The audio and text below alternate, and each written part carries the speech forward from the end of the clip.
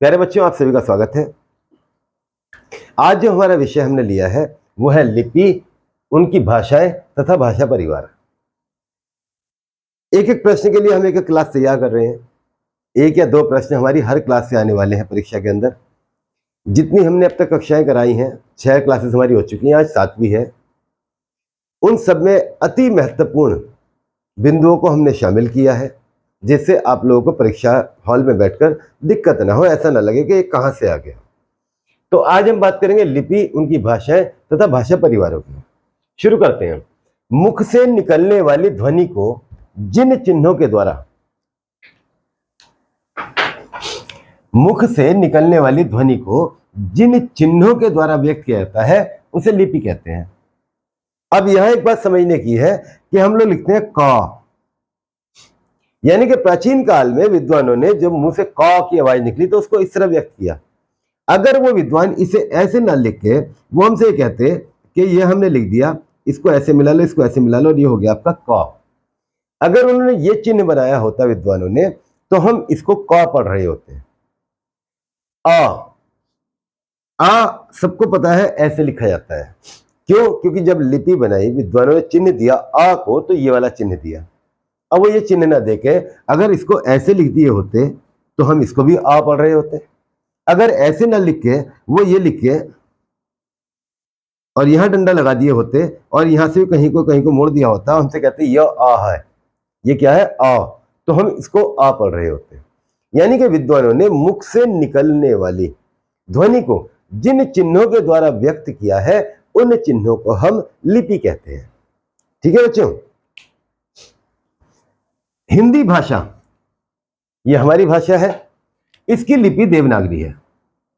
अनेक बार सवाल पूछा गया है पिछले 14 साल में, हिंदी भाषा की लिपि क्या है? तो हिंदी भाषा की लिपि देवनागरी है। अगला सवाल पूछता है देवनागरी लिपि का विकास किस लिपि से हुआ है? तो देवनागरी लिपि का विकास ब्राह्मी लिपि से हुआ है। सवाल खत्म। अनेक परीक्षा में सवाल पूछे गए हैं। अब प्रमुख लिपि और भाषाएं, कई बार लिख के पूछ लेता है गुजराती भाषा की लिपि कौन सी है? तो देवनागरी है। नेपाली भाषा की लिपि कौन सी है? देवनागरी है। अब पहले समझ लेते हैं, यहां पे हमारी लिपि आ गई, यहां पे भाषा है। तो सबसे प्रमुख लिपि हमारे यहाँ पे कौन सी है? देवनागरी। इसमें कौन कौन सी भाषा लिखी जाती है? संस्कृत, हिंदी, गुजराती, मराठी और नेपाली। ठीक है बच्चों, देवनागरी लिपि में 5 भाषाएं लिखी जाती हैं, संस्कृत, हिंदी, गुजराती, मराठी और नेपाली। यहां एक बहुत महत्वपूर्ण सवाल आया था परीक्षा के अंदर, वो कौन सी विदेशी भाषा है जो देवनागरी लिपि में लिखी जाती है? कौन सी विदेशी भाषा देवनागरी लिपि में लिखी जाती है? तो देखो भैया, नेपाली जो है विदेशी भाषा है। ये एकमात्र विदेशी भाषा है जो देवनागरी लिपि में लिखी जाती है। रोमन लिपि, रोमन लिपि कौन सी आप सभी जानते हैं? ए बी सी डी, ये वाली जो लिपि है इसको हम रोमन लिपि कहते हैं। इसमें अंग्रेजी लिखी जाती है, रूसी लिखी जाती है, जर्मन लिखी जाती है, फ्रेंच लिखी जाती है, लैटिन लिखी जाती है, स्पेनिश लिखी जाती है। यानी कि वो सारी भाषाएं जो ABCD का प्रयोग करके लिखी जाती हैं वो सब की सब रोमन लिपि की हो गई। फारसी लिपि में उर्दू लिखी जाती है। ठीक है, अलिफ बे ते ते, पता नहीं सही क्या गलत है, इतना मुझे याद है, अलिफ और बे। ठीक है, तो ये 2 मुझे याद है, ये इस तरह से लिखी जाती है।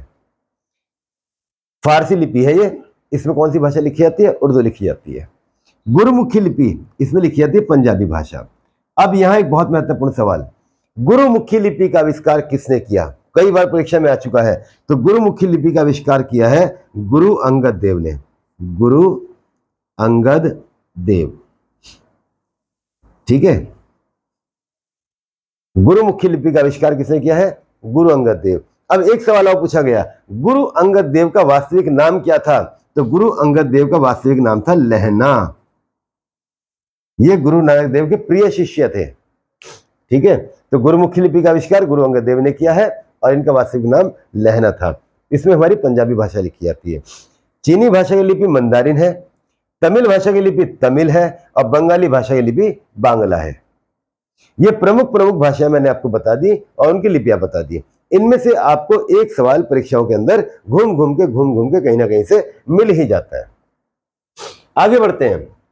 एक जैसी भाषाओं, एक जैसी भाषाओं का मतलब क्या है? लिखने की दृष्टि के आधार पर, शब्दों के प्रयोग के आधार पर, या लिपि की बनावट के आधार पर। ठीक है, एक जैसी भाषाओं के समूह को भाषा परिवार कहा जाता है। यह बहुत महत्वपूर्ण टॉपिक होने वाला है आपका, और आज मैं आपको इसमें इस तरीके से याद करा दूंगा कि आप भूलोगे नहीं। ठीक है, एक जैसी भाषाओं के समूह को भाषा परिवार कहा जाता है। विश्व की प्रमुख भाषाएं 12 से अधिक भाषा परिवारों में बटी हुई हैं, परंतु 12 मुख्य हैं। ठीक है, इनमें से अकेले भारत के अंदर 4 भाषा परिवारों की भाषाएं बोली जाती हैं। भारत में 4 भाषा परिवारों की भाषाएं बोली जाती हैं। कौन कौन से भाषा परिवार है? भारोपीय, तिब्बत बर्मा, द्रविड़, ऑस्ट्रो एशियाटिक। पहले आप इस पूरे का स्क्रीनशॉट ले लो, क्योंकि मुझे इसे साफ करना है आपको समझाने के लिए। नोट करना है, नोट कर लो, स्क्रीनशॉट लेना है, स्क्रीनशॉट लो।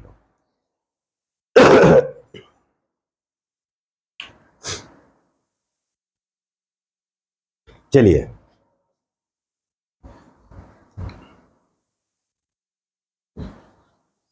एक क्लास में याद हो जाएगा आज सारा। भाषा परिवारों में कौन कौन सी भाषाएं आती हैं, उनको कैसे याद रखोगे? देखो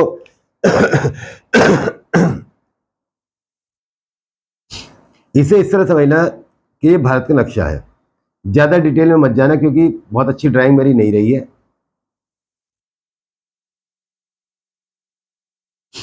लगभग लगभग इसी तरह का भारत का नक्शा होता है।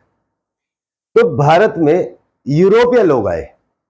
यूरोप के रहने वाले कहाँ के? इंग्लैंड के, स्पेन के, पुर्तगाल के, ठीक है, फ्रांस के, फ्रांसीसी, वो भारत के अंदर आए। तो भारत के अंदर जब पहले व्यापार करते थे, वो करते थे इस रास्ते से, यहां से पाकिस्तान अफगानिस्तान होते हुए भारत आते थे। और जब ये रास्ता बंद हो गया, जब इतिहास की क्लास पढ़ाऊंगा, मॉडर्न हिस्ट्री, तब उसमें बताऊंगा क्यों बंद हुआ था। जब ये रास्ता बंद हो गया तो एक नए रास्ते की खोज की गई, जो इधर दक्षिण अफ्रीका की तरफ से घूमते हुए यहां आया था, समुद्र के रास्ते से। ठीक है, तो एक तो हो गया आपका भारत, और दूसरा हो गया यूरोप। इन दोनों को मिला के बन गया भारोप। भारोप, ठीक है, ई लगा दो, तो कौन सा भाषा परिवार बन गया? भारोपीय भाषा परिवार। तो जहां पे यूरोपीय लोगों का ज्यादा जोर रहा, ठीक है, वहां जितनी भाषाएं विकसित हुई, उन सबको हम भारोपीय भाषा कहते हैं। अब भारोपीय, ये आ गया आपका भारोपीय भाषा परिवार। उत्तर भारत, गुजरात, महाराष्ट्र, ठीक है, ये इधर का क्षेत्र, ये इधर का क्षेत्र, और ये इतना क्षेत्र, ये सारा का सारा अंग्रेजों ने तुरंत आगे कब्जा लिया था। तो यहाँ पे जो भाषाएं विकसित हुई, उसे कहा गया भारोपीय भाषा परिवार। यहाँ पे एक चीज और छोड़ दी हमने, बंगाल। ठीक है, लिख देता हूं यहाँ पे।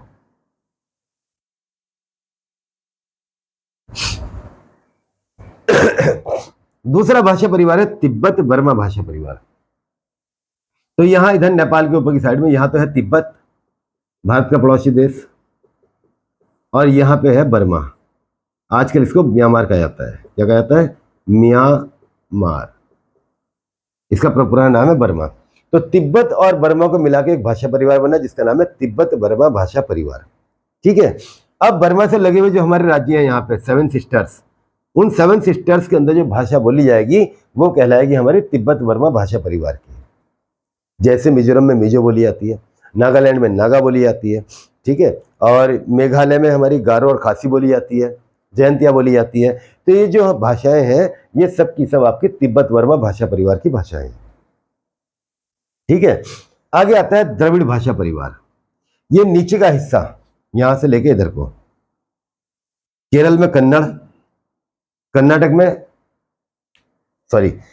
में कन्नड़, केरल में मलयालम, तमिलनाडु में तमिल, आंध्र प्रदेश में तमिल, तेलंगाना में तमिल। ये जो भाषाएं बोली जाती हैं, ये सारी की सारी भाषाएं जो है वो दक्षिण भारत के अंदर बोली जा रही है। तो कौन से भाषा परिवार की हो गई? द्रविड़ भाषा परिवार की। अब बचा हमारा ऑस्ट्रो एशियाटिक भाषा परिवार। ऑस्ट्रेलिया और एशिया से मिला के बन गया ऑस्ट्रो एशियाटिक। ऑस्ट्रेलिया और एशिया से मिला के बना ऑस्ट्रो एशियाटिक। तो ये जो मध्य भारत है हमारा, यहाँ का जो जनजातीय क्षेत्र है, मध्य भारत में बहुत सारी जनजातियां निवास करती हैं, तो इन जनजातियों में जो बोलियां बोली जाती हैं वो ऑस्ट्रो एशियाटिक भाषा परिवार की है। 4 भाषा परिवार है हमारे पास। नंबर 1 भारोपीय, यानी कि भारत और यूरोप के संबंधों से बना भारोपीय। दूसरा है हमारे पास तिब्बत वर्मा, तिब्बत और वर्मा के संबंध से बना। तीसरा हमारा मूल है द्रविड़ भाषा परिवार। चौथा ऑस्ट्रेलिया और एशिया से मिला के बना ऑस्ट्रो एशियाटिक भाषा परिवार। ठीक है। उत्तर भारत का क्षेत्र गुजरात, महाराष्ट्र, बंगाल, जहां पे अंग्रेजों का आधिपत्य था, यानी कि यूरोपीय लोगों का आधिपत्य था, उस क्षेत्र में जो भाषाएं विकसित हुई उन्हें कहा हमने भारोपीय भाषा परिवार की भाषाएं। तिब्बत और बर्मा से लगा हुआ जो क्षेत्र है हमारा, यानी कि पूर्वोत्तर भारत, पूर्वी भारत, वहां जो हमारे 7 सिस्टर्स राज्य हैं उनमें बोली जाने वाली जनजातीय भाषाएं जो है वो तिब्बत बर्मा भाषा परिवार की हैं। ठीक है। मध्य भारत के जनजातीय क्षेत्र में बोली जाने वाली भाषा ऑस्ट्रो एशियाटिक, ऑस्ट्रेलिया और एशिया से मिलकर बना है, और मूल है यहाँ का द्रविड़ भाषा परिवार। अब सवाल कैसे पूछेगा? सवाल ये पूछेगा कि संस्कृत भाषा कौन से भाषा परिवार की है? संस्कृत भाषा कौन से भाषा परिवार की है? तो बच्चों बस इतनी सी बात याद कर लेना कि संस्कृत जो है इस क्षेत्र की प्रमुख भाषा रही है, और ये क्या है आपका उत्तर भारत। तो उत्तर भारत में कौन सा भाषा परिवार आ गया आपका? भारोपीय। वो कहेगा हिंदी, हिंदी कौन से भाषा परिवार की है? तो हिंदी है आपकी भारोपीय भाषा परिवार। अगला सवाल पूछेगा मराठी कौन से भाषा परिवार की भाषा है? तो मराठी आपकी भारोपीय भाषा परिवार की, क्योंकि महाराष्ट्र के ऊपर अंग्रेजों ने कब्जा किया था। इसके बाद पूछता है बंगाली, बंगाली कौन से भाषा परिवार की है? तो आप पढ़ोगे 1757 में सबसे पहले बंगाल के ऊपर ही कब्जा हुआ था प्लासी के युद्ध के बाद। 1757 में प्लासी के युद्ध के बाद सबसे पहले कब्जा कहां हुआ था अंग्रेजों का? बंगाल के ऊपर। तो कौन सी हो गई ये भी आपकी भारोपीय भाषा परिवार। अगला सवाल पूछता है पश्तो, पश्तो कौन से भाषा परिवार की भाषा है? तो पश्तो बेटा कौन सी भाषा को कहते हैं? राज्य और उनकी राजभाषाएं पढ़ लेना, मैंने क्लास बना के डाल दी है। पश्तो है आपकी कश्मीरी, इसका कश्मीरी ये तो है प्रचलित नाम, और असली नाम है इसका पश्तो।